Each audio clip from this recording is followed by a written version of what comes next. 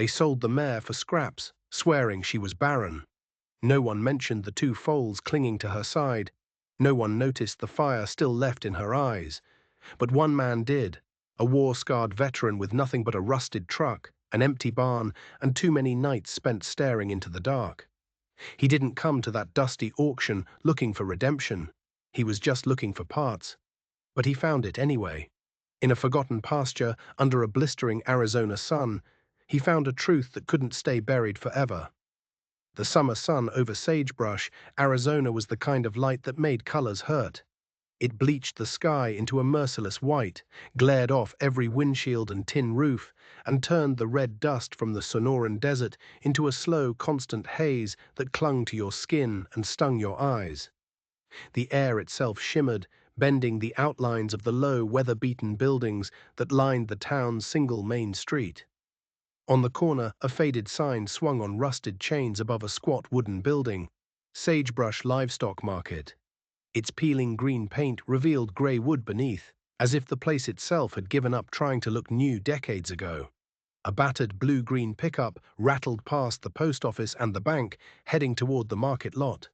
Behind the wheel sat Caleb Hartley. 55 years old, shoulders still square from years in the service, though the set of his jaw and the lines at the corners of his eyes spoke of a man who had seen too much. He'd served 2 tours in Iraq, came home with a faint scar running from his left cheekbone toward his ear, and a habit of watching crowds the way other men watch the weather. He lived alone now, in the ranch house his father had left him. 20 acres of sun-baked land on the edge of town, far enough from the nearest neighbor that the desert nights swallowed every sound. He hadn't meant to come into town today for anything more than a look. He told himself he was just there to see what was left, what hadn't been sold off cheap. Sometimes that meant finding a half-rusted gate hinge he could fix, or a coil of rope that only needed cleaning. Other times it meant walking away with nothing but the reminder that in sagebrush, folks didn't always value what they had. Today, though, the market was crowded. Rows of pickups and horse trailers lined the dusty lot. Beneath the shade of a long, low awning, a cluster of ranchers, traders, and drifters milled around, passing styrofoam cups of coffee, muttering over the day's offerings. The loudspeaker crackled, turning the auctioneer's words into a rapid-fire chant that rose and fell like a tide. Caleb parked at the edge of the lot, cut the engine, and took a moment before getting out. The heat pressed in as soon as he stepped down, the smell of manure, sweat, and hay already thick in the air. He made his way toward the main pen where the morning's lots were being paraded. Bulls, heifers, goats, even a few pens of sheep moved through, each one called out by number, breed, and a quick rundown of their worth. Caleb watched from the fringe, arms crossed, eyes narrowing at the next lot coming through the gate. A flatbed trailer backed into position.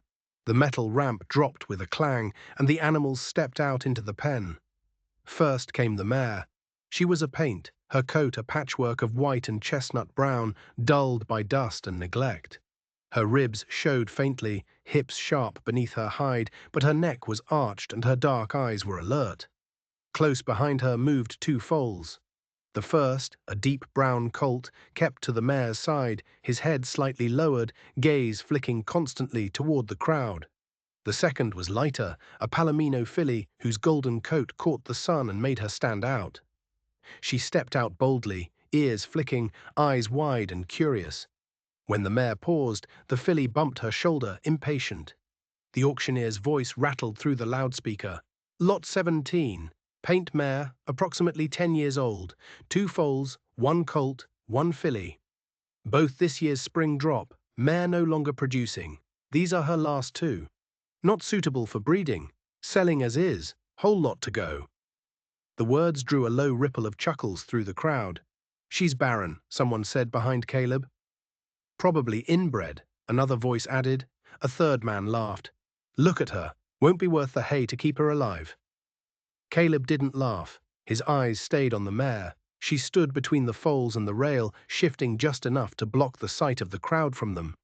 The Palomino filly flinched when someone tossed a handful of straw toward the pen. The mare backed a step and put herself in the way. The colt never left her side, pressing close against her flank. as though the space beneath her ribs was the only safe place in the world. For a moment, Caleb wasn't in sagebrush anymore. He was back in Iraq, the dust thicker than any storm at home, the night shaking under the thud of distant artillery. A kid, 19 maybe, was crouched beside him in a shelter, shaking so hard his rifle rattled. Caleb had shifted his body to block the open side of the wall, taking the brunt of the grit and debris himself. The kid had looked at him with wide, uncertain eyes, waiting for the next hit. That was the same look in the mare's dark eyes. Fear mixed with resolve, as if she'd stand there until her legs gave out, rather than let harm pass through to the ones behind her. If nobody else will stand there, Caleb thought, then I will. A movement in the front row caught his eye. Clint Raw stepped forward from the bleachers, his snakeskin boots tapping the dust. 60 years old, dressed in a khaki vest and a pressed shirt despite the heat, the man carried himself like the land bent under his name. Owner of the Raw Cattle Company, Clint had been part of Sagebrush longer than Caleb had been alive, and he had a long memory for grudges. Not worth a damn, Clint announced loudly enough for the auctioneer to hear. I sold that mare and the brats because I was tired of wasting hay on her. Ain't worth keeping something that can't earn its keep. He turned his head slightly, spotting Caleb near the rail. His smile tightened. You here to buy yourself another busted project, Hartley? Caleb didn't answer. He kept his gaze on the mare, letting the question fall into the dust. The auctioneer called for bids. 500 for the lot, mare and foals together. Who will start me at 5? No one moved. Caleb raised his hand. 500. A ripple of laughter went through the crowd. A trader muttered, must be nice to throw money at junk. The auctioneer glanced around. 500. Do I hear 6? 6 anywhere? Silence. Going once. Going twice. He slammed the gavel down. Sold. To Mr. Hartley for 500 even. Clint's smile didn't fade, but it changed, colder now. You keep that up, he said as Caleb passed. We'll see how long before you choke on that charity. Caleb met his eyes. I survived Fallujah, he said quietly. I think I'll manage. He didn't look back. The paperwork was quick. Minutes later, Caleb was leading the mare, Rosie, out of the side gate, the foals trailing so close they brushed his legs. From the raised porch of the market office, Clint stood with a cigar, the smoke curling upward into the glare. He watched Caleb's back as they walked away, the kind of look that promised the conversation wasn't over. Outside the lot, the sun hit the open sand and the heat rolled up from the ground in waves. Caleb paused, resting a hand on Rosie's neck, feeling the steady thud of her pulse beneath the dust and sweat. It wasn't just that he was taking them home. Somewhere in the quiet space between heartbeats, he realized they were taking him too. The drive out of town was quiet, the road stretched long and empty, a ribbon of sun-bleached asphalt cutting through the low scrub of the Sonoran Desert. In the trailer, Rosie stood still, her weight shifting with each turn. The filly, Penny, craned her neck toward the slatted openings, catching flashing views of the desert passing by. The colt, Bruno, stayed pressed into the corner at his mother's side. It was nearly 30 minutes before the turnoff appeared, a gap in the fence marked by a weathered wooden gate hanging crooked on its hinges. The words Hartley Ranch 1976 were barely visible. Caleb slowed the truck and turned into the dirt drive. The ranch sat like a relic. The house, one-story clapboard, leaned slightly to the west. Behind it, the barn stood stubborn but tired. The corral fencing was sun-warped, but the structure held. Caleb parked beside the barn and lowered the ramp. Rosie came first, her hooves sounding against the metal. Penny followed with a light trot, ears swiveling. Bruno hesitated, then eased down, each hoof placed with deliberate caution. They reached the barn, but at the threshold of the stall, all three stopped. Rosie lowered her nose to the dirt floor, testing the scent, then stepped inside, turning her head to look at the foals. Penny went next. Bruno lingered until Penny's tail disappeared, then finally followed. They drifted to the farthest corner. Rosie placed herself between them and the open stall door, her body a barrier, her eyes never leaving Caleb. He didn't step closer. Instead, he swung the door halfway shut, not latched, and set down a bucket of fresh water. Beside it, he laid a neat pile of good Timothy hay. "No one touches anyone until we're ready," he said quietly. "You take your time. I'll take mine." That afternoon, he worked through the stall, pulling out old straw, scraping the floorboards, rinsing the buckets. He replaced a cracked feed trough, sanding the edges smooth. By late afternoon, the shadows stretched long across the yard. Caleb sat on the threshold of the stall, one boot resting on the packed dirt. Penny's gaze met his, curious but uncertain. She took a step toward him before Bruno's ears flattened and he tugged her mane with his teeth, pulling her back. The scene pulled at something old inside Caleb. He'd seen that posture before. Not in a barn, but in a trench of concrete and sandbags under the night sky of Fallujah. A boy, maybe 18, had been trapped in the corner, rifle clutched like a lifeline. The thump of shells had been steady, close enough to rattle teeth. Caleb had moved without thinking, pressing himself between the boy and the open line of fire. Rosie's stance, her body between danger and the two young lives behind her, wasn't just instinct. It was a choice. Responsibility. The same kind that made a soldier throw himself into harm's way without a second thought. I've done that too, Caleb thought. I know that look. And I trust it. The next morning, he rose early and filled a basket with small carrots. Rosie watched him approach. Penny, as before, was the first to stir. She stepped forward, ears pricked, eyes locked on the basket. Caleb stopped just outside the stall, squatting down. He held out one carrot. Penny's nose twitched. She sniffed once, then plucked the carrot from his hand with a quick snap and retreated to chew. Bruno stayed where he was. Rosie didn't move, but she held his gaze for a long, silent moment. "That's it," Caleb murmured, setting the basket just inside the door. "You come when you're ready." He stayed in a crouch, watching Penny edge forward again, a little bolder this time. She took another carrot, and this time didn't step back quite as far. It wasn't much, but it was a start. That night, Caleb stood at his kitchen window. Outside, under the moonlight, he could see three shapes standing close together. Rosie's head was down, pulling at a patch of grass. Penny stood beside her. Bruno stood just behind, his posture no longer tight with tension. Life here wasn't going to start with grand gestures. It would start with showing up every single day until the silence between them turned into trust. And Caleb was in no hurry at all. The morning started with a quiet rhythm. Caleb worked the pump, sluicing water across the stall floors. Penny darted after a tumble of loose straw. Rosie stood chewing slowly, while Bruno dozed in a patch of sunlight. Then the sound of a newer engine, a low growl that carried authority, broke the peace. Caleb set his bucket down and turned toward the sound, the easy calm of the morning tightening in his gut. A gleaming GMC pickup eased to a halt at the gate. The driver's door opened, and Clint Raw stepped out. Sand-colored vest, crisp white shirt, polished rattlesnake boots. The passenger door swung open, and Sheriff Wade Harlan unfolded from the cab, his white Stetson shading a face carved with lines from years in the desert sun. Caleb stepped out from the barn, wiping his hands on an old rag. "Morning," he said, his voice flat.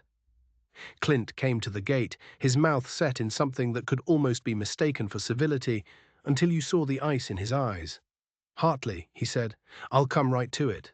That mare, Rosie, she was foaled on my land. And every foal she drops is mine by right.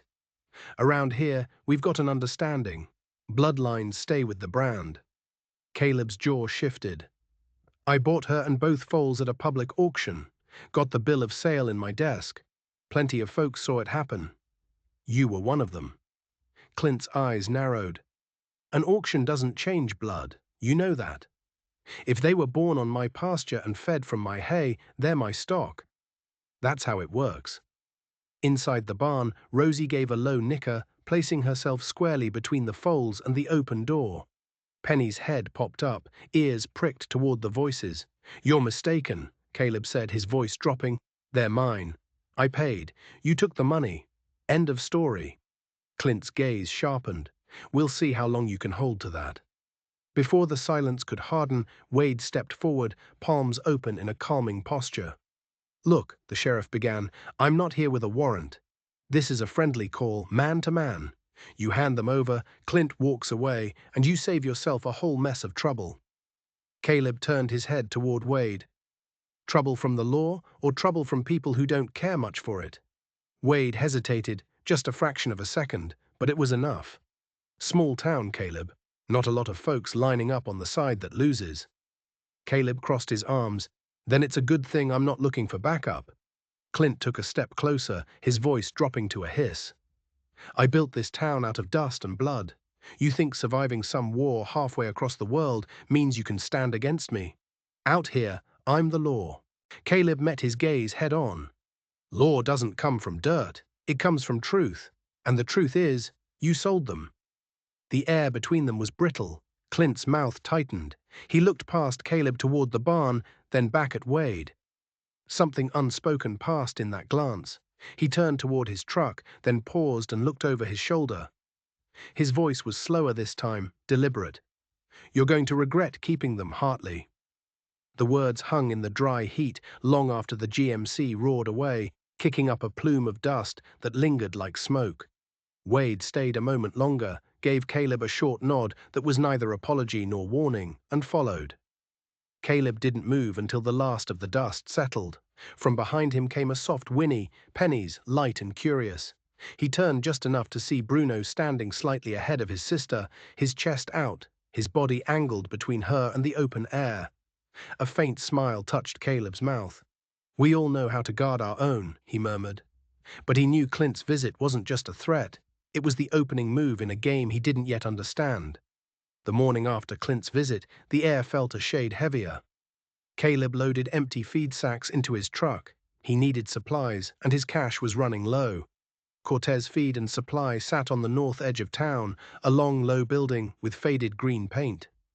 The bell over the door jingled as he stepped inside. The air smelled of molasses, alfalfa, and oiled leather. Mariah Cortez was stacking 50-pound sacks of sweet feed, her black hair tied back in a no-nonsense ponytail. Morning, Caleb, she said, lifting another sack like it weighed nothing. Morning. Need a couple bales of good alfalfa, 3 bags of oats, mineral lick if you've got it. At the register, the total glared at him from the screen, more than he'd hoped. He thumbed the bills in his pocket, knowing they'd come up short. Mare and Foals eating you out of house and home already? She asked with a little smile. He gave a short nod.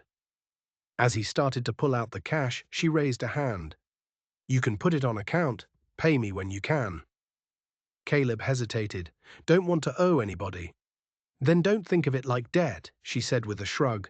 Think of it as me investing in 3 animals somebody else didn't see the worth in. Her eyes held his for a moment. He nodded slowly. Appreciate it. As they slid the last bale into his truck, Mariah's voice dropped. Clint was here yesterday. Didn't buy a thing. Just walked around asking about how much hay a few folks were buying. Caleb's hands stilled on the twine. He didn't say your name, she went on, but only one person came in for horse feed after last week's auction. You. Caleb let the bale settle. Mariah leaned an elbow on the tailgate. I don't believe for a second he sold those horses out of kindness. Be careful, Caleb. He's not the type to let go of something once he's decided it's his. The drive back to the ranch felt longer. Clint wasn't just bluffing, he was watching, measuring. By the time Caleb pulled up to the gate, a battered white van was parked off to the side.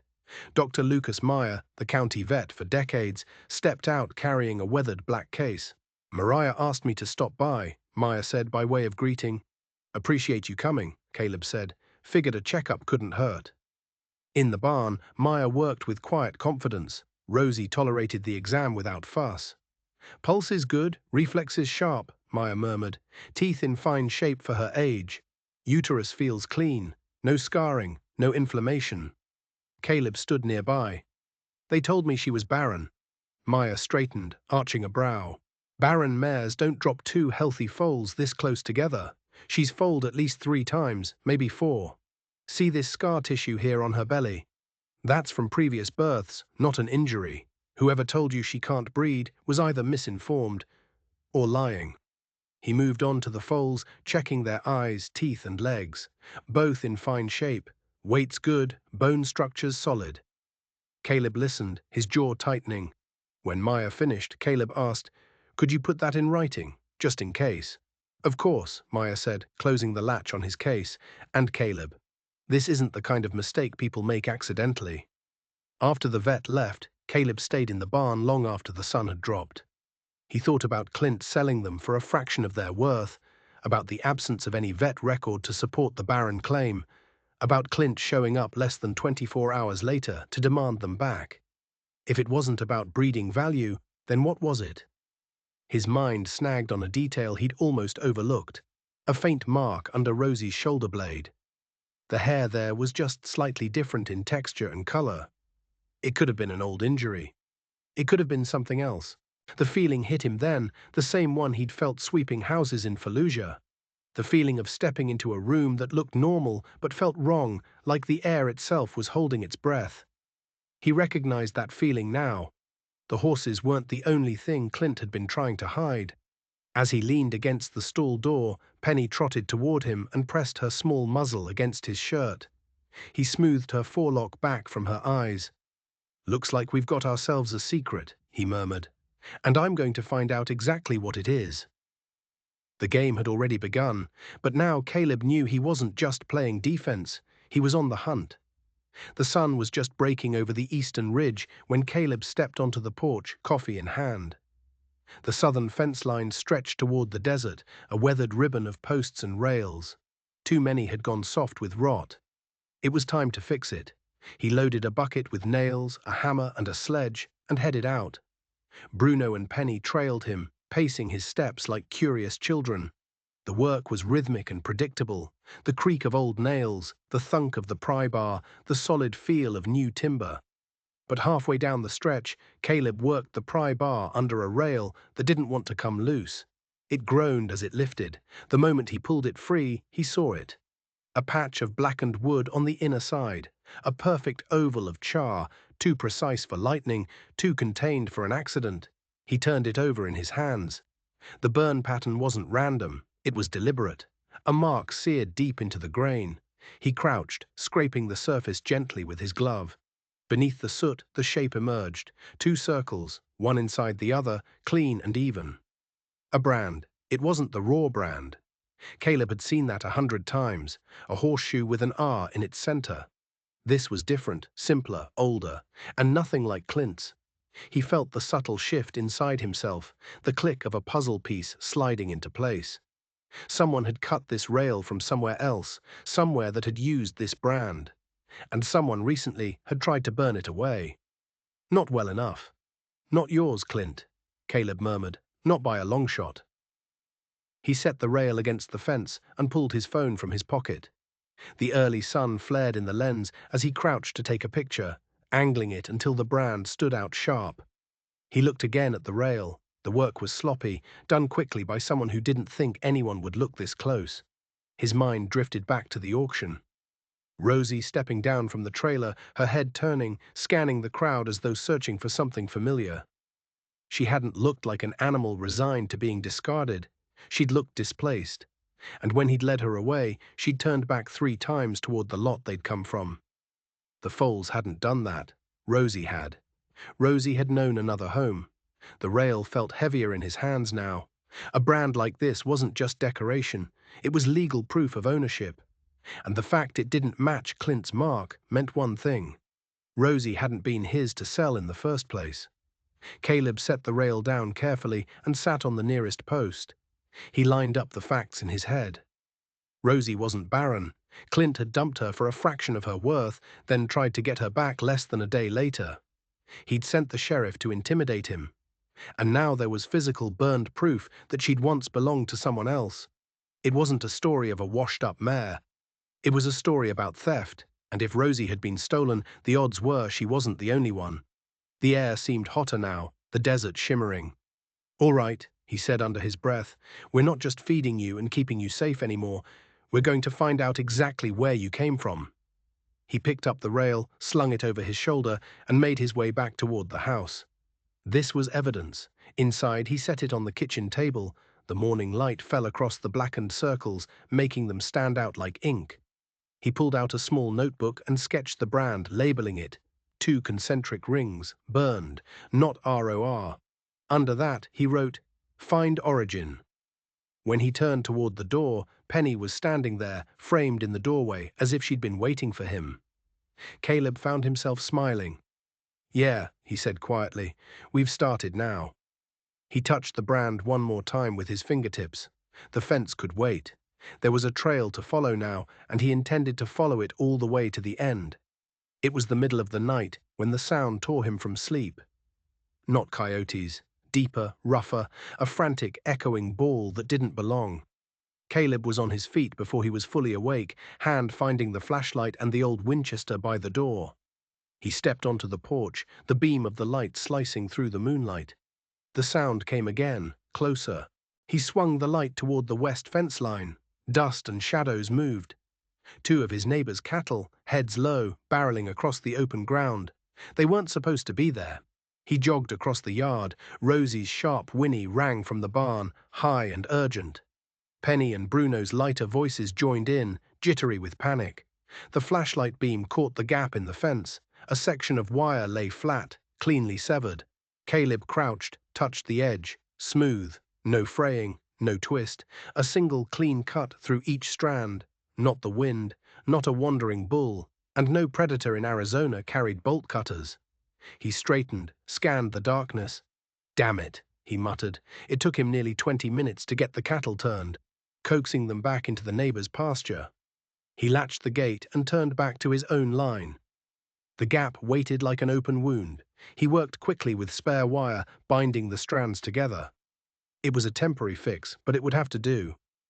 When he finished, he stared at the cut ends again, glinting in the moonlight. Too precise, too intentional. Inside the barn, Rosie paced, the foals close against her flanks.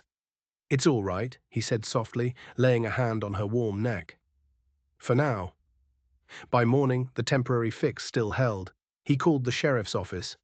Wade Harlan rolled in 40 minutes later, his white cowboy hat pulled low. "Morning," Wade said around a yawn. Caleb led him to the fence. "Found it like this last night. 2 head of cattle running loose." Wade crouched, glanced at the wire for maybe 3 seconds, then straightened. "Could be a lot of things. Kids fooling around. Maybe a deer hit it." "Show me the deer that can clip high-tensile wire clean through," Caleb said flatly. Wade pulled a small notepad from his pocket. "I'll file a report. Without a witness, that's about all I can do." "Which is nothing," Caleb said. The sheriff closed the notebook. "Just don't go pointing fingers without proof. This town's had enough trouble lately." Caleb took a step closer. "No trouble started here, Wade." The other man held his gaze, then tipped his hat and walked back to his cruiser without another word. Late that morning, Mariah's old Ford bounced up the drive. She climbed out with a burlap sack over her shoulder.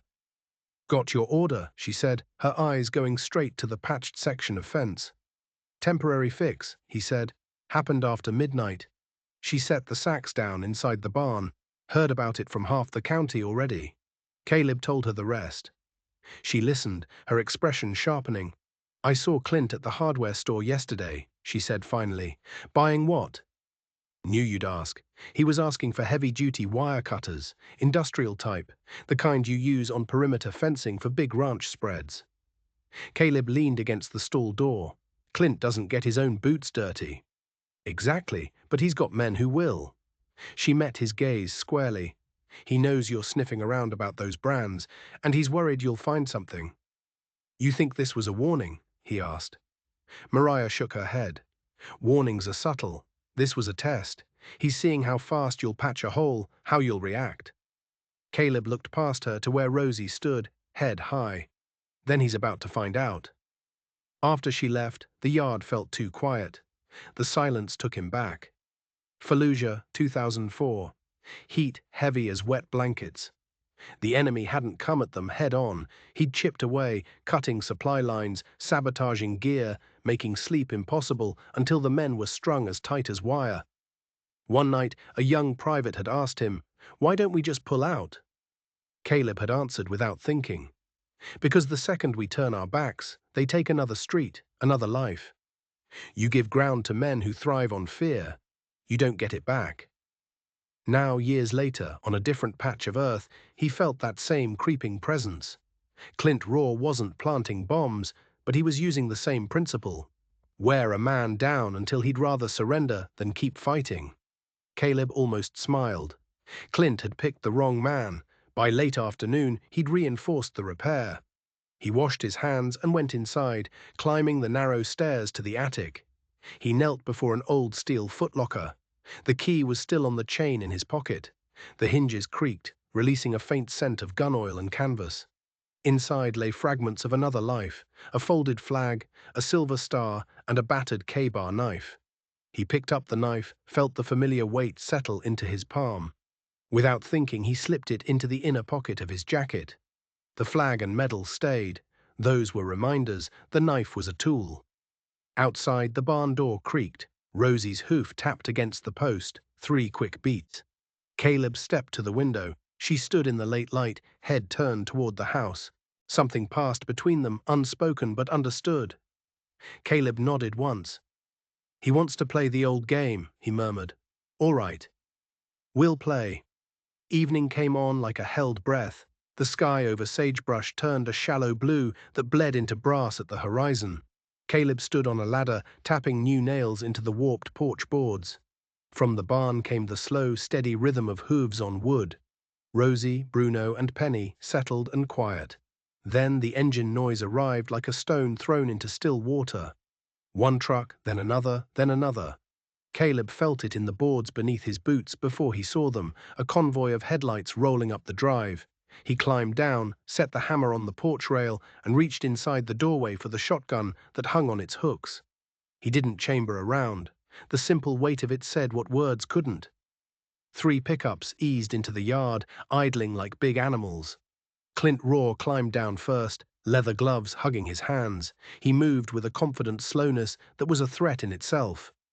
Behind him came 5 men, ball caps pulled low, shoulders square. One of them carried a long-handled shovel, too new for honest work. They fanned out without being told, turning the open yard into a pen. Caleb stepped off the porch and stood on the top stair, the shotgun angled down across his forearm. Not leveled, not brandished, merely present. Clint stopped 10 feet from the steps. He looked at the gun, then at Caleb, then passed him toward the barn. His crew hung back in a shallow crescent. Just then, a small engine chattered. A short jeep rounded the corner and rolled to a stop. Mariah Cortez climbed out, a thin ledger under her arm. She took in the scene with one quick sweep of her eyes. Men, trucks, weapon, space. She closed her door with a calm hand and walked toward the porch. She didn't say a word. She simply took her place at Caleb's right shoulder, her chin lifted, her hands empty. 2 against 7. Clint's gaze slid to her and narrowed, then returned to Caleb. He nodded toward the barn. "I came for what's mine. That mare, those foals, blood, dirt, mark. You know whose they are." "They were sold at a public auction," Caleb said, his voice even. "You took the money in front of half the county." Clint took a deliberate step forward. "Paper doesn't trump blood," he said softly. "Out here, it's not who feeds them that counts, it's who made them." From the barn, a soft whinny answered. Penny, quick and sharp. Rosie's hoof thudded once against the stall rail. Mariah's voice cut across the quiet, gentle as a knife, but just as clear. "And whoever burned the original brand out of a mare's hide," she said, "isn't talking about making anything. They're talking about hiding it." Clint looked at her for a long moment, not blinking. His gaze returned to Caleb. One of the men on the end took a step forward, the shovel sliding from his shoulder to his palm. Caleb shifted his weight. The barrel of the shotgun rose a hair, not enough to point, just enough to suggest how quickly it could. The man stopped. Clint drew himself up, his voice low, iron in its place. "Everything that belongs to me comes back to me," he said, "sooner or later." He pivoted on his heel, and his men folded around him. Doors opened, engines took a breath. The pickup slid back down the drive, throwing up a red veil that hid them before the road could. Mariah stayed where she was, watching the dust until it thinned to nothing. Caleb let the shotgun fall to a safe hold. Cold sweat ran down his back. This hadn't been the fight. It had been the inspection. Clint was measuring how the house would hold when the hammer fell. In the barn doorway, Bruno had pressed himself into the rail, his shoulder turned in front of Penny like a shield. Rosie stood behind them, eyes wild and smart. "He thinks this is the end," Caleb said, his voice gone quiet. "It's not. It's the start." "Then we start," Mariah said. They stood like that, two silhouettes against a yard that had decided to remember how to be quiet again. And then the night gathered itself, and the work of waiting began. But the night wasn't done with them yet. Another set of headlights was already on its way. It was late when the next set of headlights turned through the gate, late enough for the barn light to paint the yard in a small yellow coin.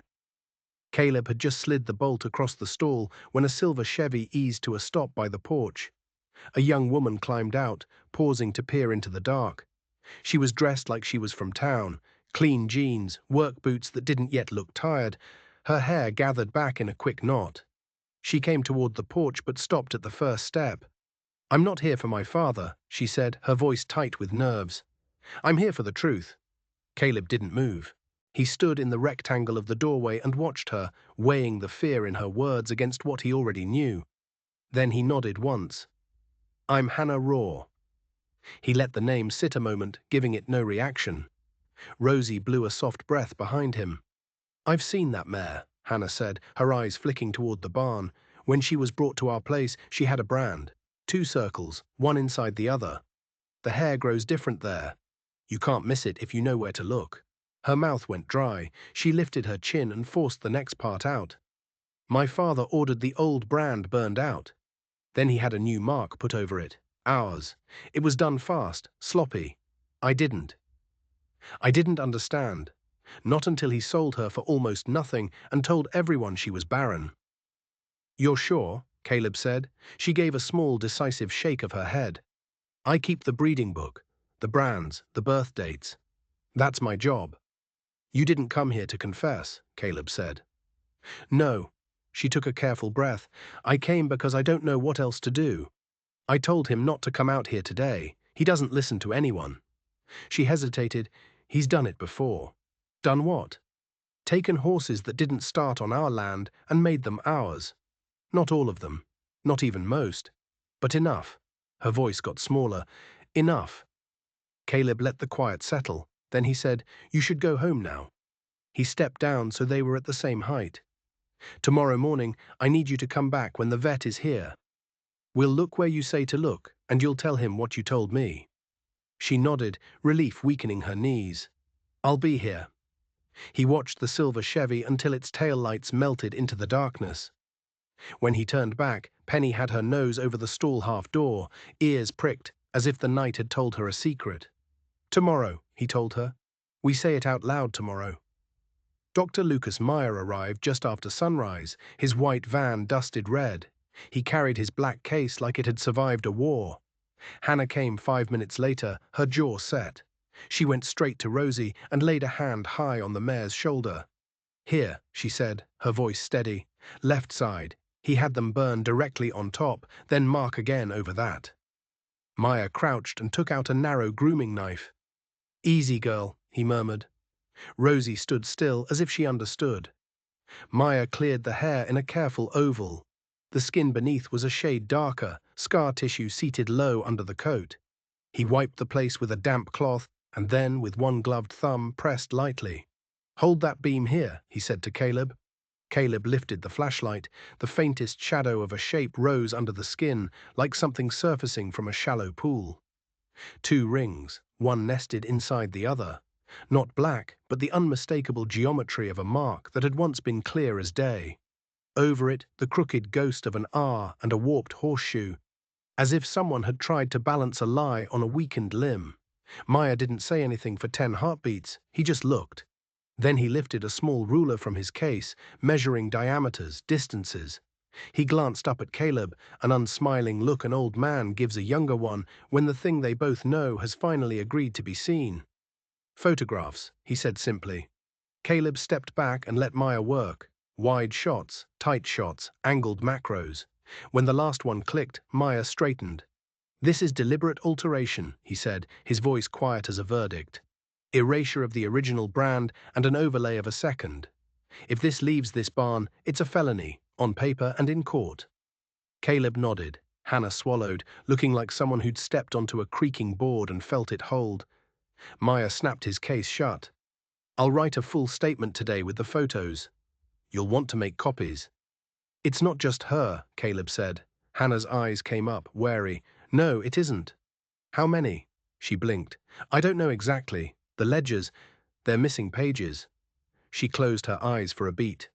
The confession was small and hard. More than a dozen. Maybe a lot more. And they saw it then as clearly as the desert horizon. The auction wasn't a mistake. It was camouflage. A pattern of theft stitched into paperwork, brands burned and reburned, bloodlines wiped clean like fingerprints off glass. Caleb pulled the notebook from his pocket and laid a photo print on top of the page where he'd sketched the double circle from the fence rail. The match was undeniable. Somebody will have this mark recorded, he said. Somewhere. 2 rings, one inside the other.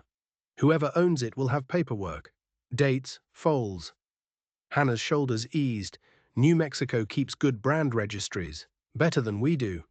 Daddy buys stock there sometimes. Used to. Caleb looked at Maya. Send your report to Animal Health at the state, and keep a copy. I'll send 3, Maya replied. Caleb laid a hand on Rosie's neck. You weren't allowed a voice, he told her, more thought than sound, so I'll use mine. What will you do now? Hannah asked.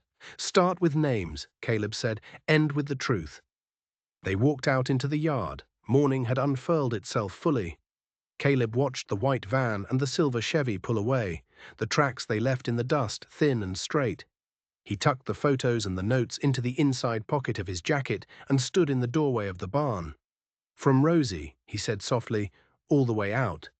He turned, touched the scarred patch on the mare's shoulder with 2 fingers, and let the oath settle in his bones like a brand that didn't burn, it bound. From Rosie, he repeated, to the whole damn truth. The law office in Sagebrush was a single room wedged between the pharmacy and a closed-up barbershop. A bell over the door announced them. Caleb, then Dr. Meyer with his folder of photographs, and Hannah Raw, her shoulders squared like someone who had decided not to flinch. Ethan Cole, the town's only attorney, looked up from behind a desk. Early 40s, salt at his temples, wire-rimmed glasses. He motioned to the chairs. Let me see what you've got. They spread the evidence on his blotter. Meyer's close-ups of Rosie's shoulder.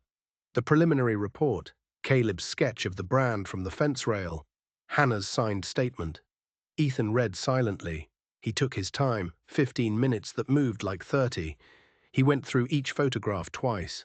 When he finally looked up, his eyes were sharp. Brand obliteration and rebranding to misrepresent ownership is a crime, he said. State. And if these animals crossed a state line, federal. If the original mark is recorded out of state, we're talking interstate transportation of stolen livestock. Forged ownership records. Possibly conspiracy. He tapped the photo of the double ring. You've got a vet statement, measurements, and a witness who can place the original brand on this mare before the overlay. That's intent. That's not a mistake. What happens next? Hannah asked, her voice small. Next, Ethan said, you keep those horses on your property behind a locked gate. Caleb, I'm talking motion lights, a chain on the gate, and a second latch on the barn. Caleb nodded once. Ethan turned a legal pad and started a list. I'll run the brand, 2 concentric circles. We'll check the registries in Arizona, then New Mexico. If we find a live owner or an estate, that gives us a victim to anchor the case. He looked at Hannah. You be careful. If you can copy anything from those stud books or ledgers without getting in trouble, do it. But don't get heroic. He flicked his gaze to Maya. Doctor, finalize your report. We'll need a clean chain of custody. You'll have it by sundown, Maya said. And me? Caleb asked. Ethan's answer was simple. Don't be alone if you can help it. And don't tell Sheriff Harlan anything you aren't prepared to hear again in Clint's office within the hour. While they were in Ethan's office, Mariah Cortez stood behind the counter at her feed store. The stockroom door closed, her cell phone pressed to her ear. Aunt Lena, it's me. I need a favor, and it's not small. Her aunt worked in the Arizona Attorney General's office. Administration, not enforcement. But she knew which mailbox made things move. Mariah laid it out efficiently: burned out brand, vet report, witness, suspicious auctions, and a man with enough money to make small towns look the other way. On the other end, her aunt went quiet. "Send me everything," she said finally. "I'll route it to Agricultural Crimes and the Rural Task Force. If the original brand is New Mexico, we'll loop them in. If it crosses state lines, we may get federal interest." "That's the point," Mariah said. "It does cross lines. And Aunt Lena. Don't call Sheriff Wade, not yet." A dry pause. "I was born in Douglas. I know a compromised sheriff when I hear one. Tell your friend he's not alone in this." 2 days passed. Caleb added a second chain to the gate and ran motion lights along the barn eaves. He slept lightly. The horses slept lighter. Mid-morning on the second day, Ethan called. "Come in, I've got something." Caleb drove in alone. Inside the law office, Ethan had a browser window open. He spun the monitor. "New Mexico brand book," he said, tapping the screen. A neat black and white graphic filled the page. 2 concentric rings. Registered owner, John Mallister, Torrance County, NM. Beneath that, a line of text. Owner deceased 8 months ago. Estate in probate. Ethan clicked to another page. "There's a theft report filed by a neighbor 3 weeks before the obituary. Mare and 2 foals missing. No follow-up recorded." "Mallister," Caleb said, tasting the name. "So Rosie isn't a rumor. She's somebody's property," Ethan said, "and somebody's grief." He scanned his notes. "If the brand matches this registration, that's enough to involve New Mexico investigators. If we can reach the next of kin, they become our complainant. That will make the state take this seriously. And it'll make Clint's life a lot smaller." "We start with a lie and end with the truth," Caleb said, almost to himself. Ethan was already flipping through printouts. "There's a name in the probate. Claire Mallister, Santa Fe mailing address. I'll try the number." They reached Claire on a video call a few hours later. The connection stabilized, framing a young woman at a kitchen table. When the screen flickered to the barn and Rosie came into view behind Caleb, Claire's hand went to her mouth. "Oh," she said, her voice a whisper. She leaned in, squinting. "Can you—" "Caleb, is it? Can you take the camera back to her left hind, midway down? There's a cowlick in the hair, like an arrow turned upside down. It's from her dam. All the mares on that line have it." Caleb angled the phone. Claire exhaled. "That's her. I'd know that anywhere." "God." Her eyes shone. "8 months ago my father died," she said, her voice steadying. "I came home to the ranch to settle the books, and Rosie was gone. So were 2 foals. The foreman said maybe they slipped through a gate. He didn't call the sheriff. He said he didn't want attention right then." "What about your breeding records?" Ethan asked. "Missing," she said. "The cabinet was locked. The drawer with the stud book was empty. I couldn't prove what my gut knew." She shook her head, her anger protective and clean. "I looked for that mare for months." Caleb steadied the frame, the camera catching Rosie's eye. "She's safe," he said. "She and the foals. They won't be moved. Not until this is done." Claire nodded, slow and grateful. "I don't have a working ranch anymore, not one that can take them. If you can keep them safe." She swallowed. "Grateful doesn't touch it." "You'll get copies of the vet report," Ethan said. "We'll need a formal statement from you. I'll coordinate with New Mexico's investigators and the Arizona AG's office. This crosses the line. That makes it bigger than sagebrush." Claire looked like a person who'd been carrying a weight so long she hadn't noticed until it lifted a fraction. "Tell me where to sign," she said. When the call ended, the screen went black. Caleb stood a long moment, both hands on the desk, head bowed as if listening to a far-off train. "We've got a victim," Ethan said. "Now we build the case around her." Caleb's answer was quiet. "And we keep the horses breathing." The truth was no longer just a brand on a piece of wood. It had a name, it had a face, and now it had a voice. The phone rang just after noon. A number Caleb didn't recognize. No name, no city. Unknown. He almost let it go. Something told him to answer. He put it to his ear and said nothing. A voice, flat and filtered, as if dragged through a machine, said, "Bring the horses to the old grain elevator on County Road 47 before sundown. Come alone. If you don't, bad things start happening in town." The line went dead. No repeat, no bluff. Caleb stood a moment, then called Ethan Cole. "Stay put," the lawyer said. "I'm calling the Attorney General's office." Caleb hung up and dialed Mariah. She didn't ask if he was all right. She asked how much time they had. "The AG's office will need control of the scene," she said. "You won't go alone." "Not really." "The caller said I had to," Caleb replied. "Good," Mariah said. "Let's give them exactly what they asked for." By 3, 2 unmarked trucks with state plates rolled up his drive. 4 plainclothes investigators stepped out. The leader, a woman named Agent Sloan, introduced herself with a badge flash. "We'll stage at the elevator," she said. "1 team inside the silo bay, 1 in the scrub on the north side. You'll drive the rig in empty. Don't play hero. Buy us time by talking." Caleb nodded. "I know how to keep a man's eyes on me." Mariah, who'd come over the minute she got the call, lifted her phone.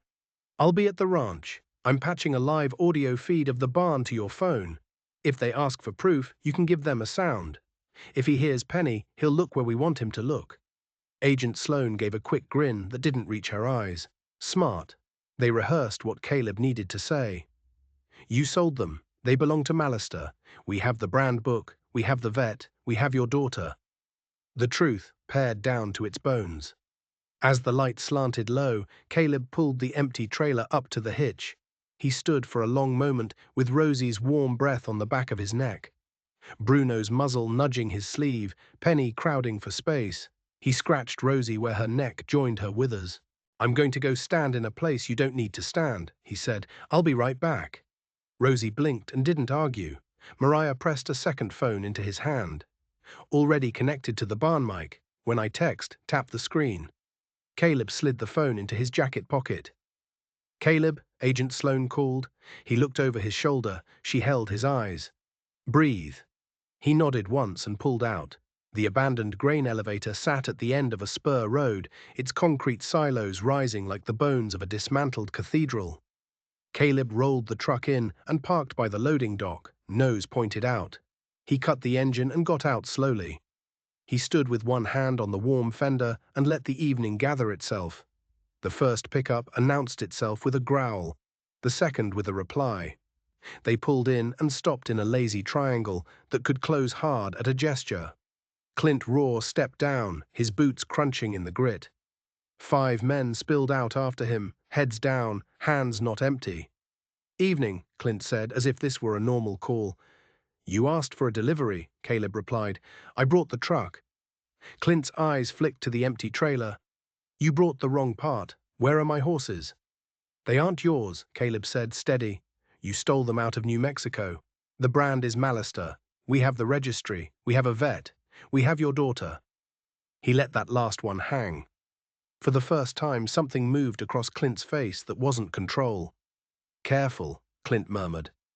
Caleb let the word die. He kept his hands where everyone could see them. "You think a book and a picture make you right?" Clint said. "You think city people in Phoenix understand what ownership looks like?" "Ownership looks like paperwork," Caleb said, "and not the kind Wade signs behind a closed door." One of the men shifted. Another adjusted his grip on a crowbar. The air went tighter. Agent Sloan had said, "We'll wait for the tell. The second he moves to violence, we light it up." Caleb's phone buzzed once in his jacket, the signal. He lifted his chin. "You wanted proof, they're fine." He tapped the black glass in his pocket. From somewhere small and close, Penny's whinny came through, bright and young and impatient. The sound was ordinary, and in that moment, holy. Every head turned. Clint's first, then the man nearest him, then the man with the crowbar. It took less than a heartbeat, but it was the heartbeat the state had been waiting for. The world exploded into daylight, flood lamps fired from the scrub, high beams from the silo bay. "State investigators," a voice hammered, amplified and unafraid. "Hands where we can see them. Drop your weapons." Caleb folded at the waist on instinct, a practiced movement. A silhouette lunged for him. Clint, fast for a big man, and hit empty air as 2 figures slid from the shadows and took him down. The crowbar clanged on concrete. Another agent swept the legs from a second man. It was loud for 30 seconds, shouting, metal, boots. Then it got very quiet. Dust hung in the artificial daylight. An agent knelt on Clint's back. "You are under arrest," the man said. Clint laughed once, a sound without humor. "You brought the state to my yard," he said to Caleb, his face turned sideways on the concrete. "No," Caleb said, his voice flat. "You brought me to theirs." An investigator popped the locks on the lead truck. A stack of manila envelopes slid onto the hood, rubber-banded. Another agent flipped one open. "You'd better look at this," she called to Sloane. Sloane sifted through names, lot numbers, sales slips, transfer sheets with signatures at the bottom. A familiar badge number stamped in blue. She whistled softly. "Well, Sheriff," she said to no one, "your pen's been busy." She turned to a second agent. "Put out the call. Pick up Wade Harlan before he hears it from the wind." They loaded Clint into the back of a state truck. Agent Sloane came to stand beside Caleb. "You did exactly what we needed. You kept him looking in the wrong direction for 5 seconds. That's everything." "Penny did," Caleb answered. "I just pushed a button." The convoy rolled out, one toward the county lockup, one toward Sagebrush proper. Caleb drove home slow, the empty trailer humming behind him. Halfway down the road, he met a state car headed the other way. In the back seat, under the dome light, Sheriff Wade Harlan stared straight ahead, wrists cuffed, hat gone. Caleb didn't lift a hand. Wade didn't turn his head. It was enough. The sound of justice wasn't loud. It was the sound the world makes when a door that shouldn't be open finally shuts. He hit the gate just past 11. As the headlights swept the yard, a pale shape peeled itself from the fence and came at a happy trot. Penny reached the rail first, tail high, and sent a ringing neigh into the night that sounded suspiciously like, "I told you so." Bruno followed, slower. Rosie stood behind them, squared and motionless, a posture that reads like peace when danger has passed. Caleb killed the engine. He didn't speak until he had a hand on Rosie's neck, feeling her warmth. "It's over," he told her, "or the worst of it is." Mariah stepped from the shadow where she'd been waiting. "Was it enough?" she asked.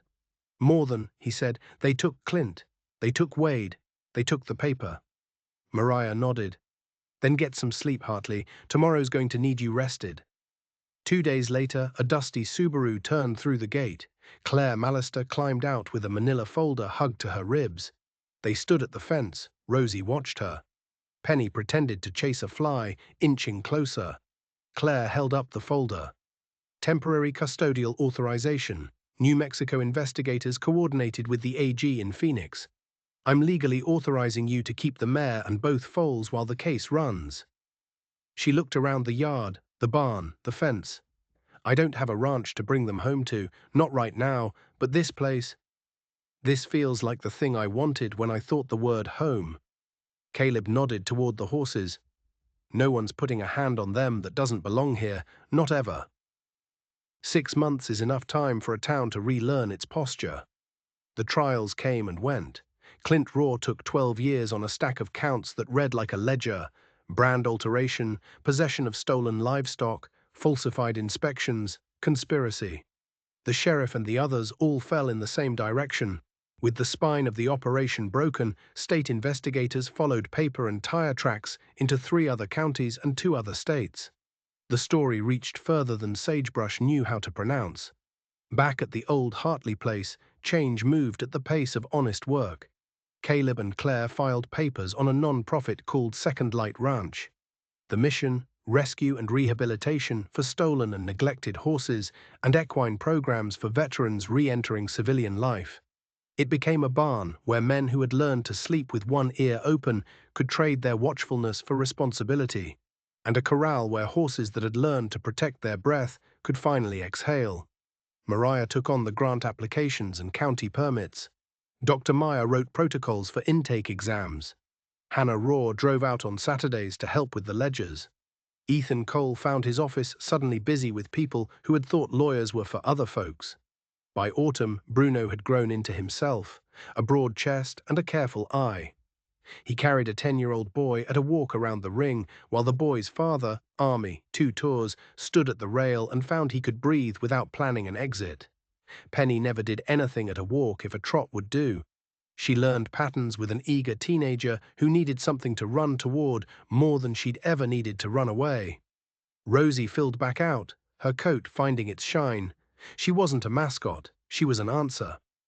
More than once, she stood in the shade while a veteran in a folding chair told her something he'd never said out loud, and she didn't ask a single question. The old Hartley gate got a new post, and on it, a wooden sign Claire had carved herself, Second Light Ranch. Once you choose to protect, you protect to the end. The words felt like something Caleb had said a long time ago in a different kind of dust, and finally heard himself mean here. On a cold afternoon in late October, Ethan drove out. They stood at the fence line and watched a lesson. A woman who had once been military police working a chestnut at a trot. A man with a prosthetic calf finding his balance without looking down. You changed this place, Ethan said. Caleb considered the field, the horses, the people. It changed me back, he said. The sun slid lower, turning the dust to gold and the horses to silhouettes with hearts inside. Penny kicked at a shadow and missed on purpose. Bruno stopped square, waited for his rider to settle, then took another step. Rosie shifted her weight until she could see both of them. Caleb leaned on the top rail and let the quiet settle. The quiet here didn't mean absence anymore, it meant presence. He had once thought the best thing he could be was alone. Now the work had shown him something truer. Protection isn't a wall, it's a circle you stand inside with what you love. Thank you for staying with us until the end of this story. We'd love to hear from you. Share your thoughts in the comments below and let us know your favorite part. If you enjoyed the journey, don't forget to like, share, and subscribe to our channel for more captivating stories like this one. And don't miss out. Hit the notification bell so you're always updated on our latest content. Your support truly means the world to us.